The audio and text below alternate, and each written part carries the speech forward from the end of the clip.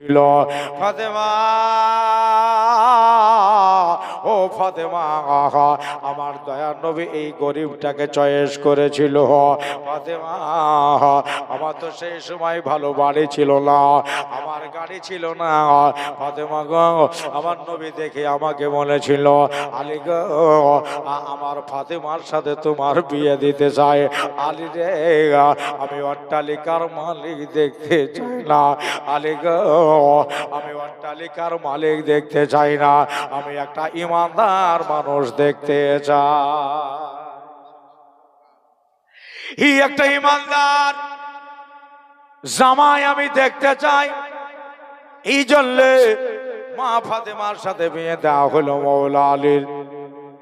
রেখে দিয়ে, কবরে রেখে দিয়ে মা জননী থেকে গেলেন কবরের ভিতরে।